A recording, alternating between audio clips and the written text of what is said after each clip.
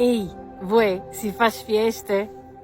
Eh sì, Vue e la fieste de Patria dal Friul. Il 3 aprile è un giorno speciale, quello della nascita nel 1077 dello Stato patriarcale friulano, che l'imperatore Enrico IV pose nelle mani del patriarca di Aquileia. Lo Stato patriarcale durò fino al 1420, aveva proprie leggi, un proprio esercito e batteva moneta.